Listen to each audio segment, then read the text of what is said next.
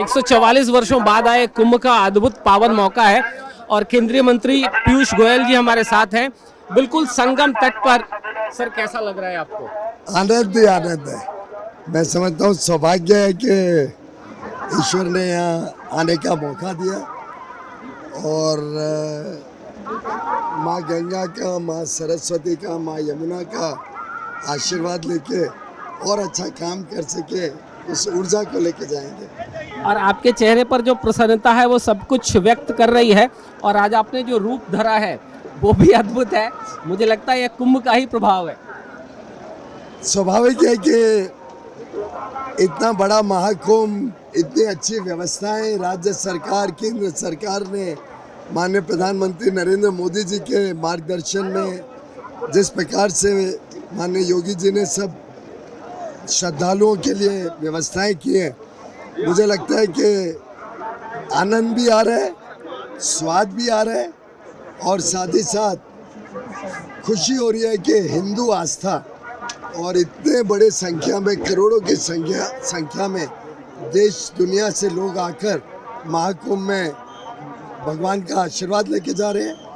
और महाकुंभ का जो वर्षों वर्षों की परंपरा है उसको पुनर्जीवित करने के लिए मैं प्रधानमंत्री जी और योगी जी का आभार व्यक्त करता हूँ। भारत में तो सब लोग आते ही थे, विदेशों से भी आते थे, लेकिन इस बार विदेशों से जितनी बड़ी संख्या में लोग आए हैं और इसका जो स्वरूप उन्होंने देखा है वह भी मुझे लगता है कि भारत के एक अलग चित्र को दुनिया के सामने प्रस्तुत कर रहा है।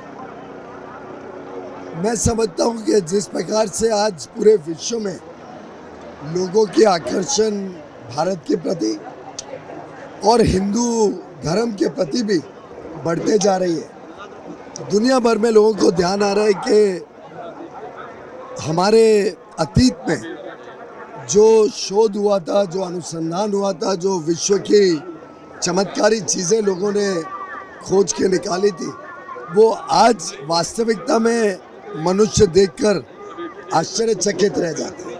तो ये महाकुंभ उसी का एक प्रतीक है। मैं आपको बता सकता हूँ कि मैं हैरान हो गया, कोल्ड प्ले नाम से एक बहुत विश्व प्रसिद्ध गायक है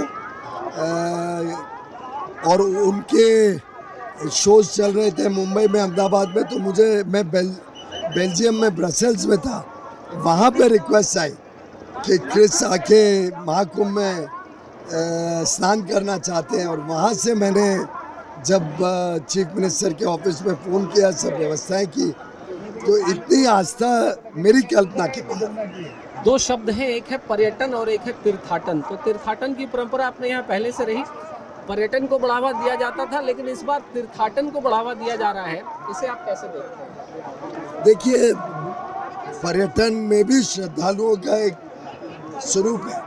श्रद्धालु अलग अलग क्षेत्र में जाते हैं, अलग अलग हमारे आस्था से जुड़े हुए स्थानों में, मंदिरों में जाते हैं, तो स्वाभाविक है कि रोजगार भी उत्पन्न होता है, कारोबार बढ़ता है। लेकिन अपने सभी तीर्थों पे जिस प्रकार से मोदी जी ने पुनर्वास किया, पुनर्निर्माण का काम किया है, वो मुझे लगता है देश को दुनिया की नज़रों में और ऊंचा बढ़ा रहा है।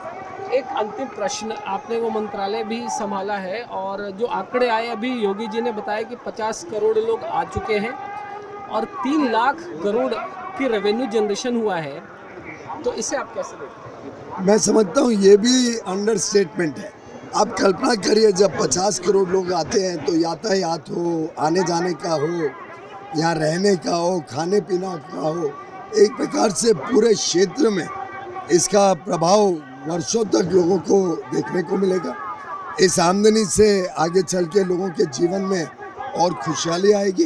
तो ये तो अपने आप में एक आस्था भी है और अर्थव्यवस्था भी है, दोनों जोड़ने का काम है। एक ऐसा स्वरूप जिसकी चर्चा टीवी चैनलों पर थोड़ी कम हो रही है, लेकिन हम संसद टीवी होने के नाते अवश्य पूछेंगे कि जो हिंदू सनातन धर्म को जातियों में बांटकर देखने की बात कही जाती है, तो उसका एक अलग ही स्वरूप यहाँ सामने आया है और उत्तर दक्षिण पूरा पश्चिम को भी बांटने की बात आती है, उसका भी एक अलग स्वरूप यहाँ सामने आया है। अद्भुत स्वरूप है। अब यहाँ किसकी कोई जात नहीं है, किसी का कोई धर्म नहीं है। हिंदू धर्म तो समावेशी धर्म है, हम तो सभी को अपने साथ जोड़ते हैं, सभी के साथ मिलन में सभी के साथ प्यार मोहब्बत से रहने वाला धर्म है। और जात पात की व्यवस्थाएं पुरानी है। आज के आधुनिक भारत में, मोदी जी के भारत में, आज के 21वीं सदी में हम सब एक हैं। भारत, एक भारत श्रेष्ठ भारत की कल्पना से ये महाकुंभ एक नया संदेश पूरी दुनिया को भेजता है। संसद टीवी से बात करने के लिए आपका बहुत बहुत धन्यवाद।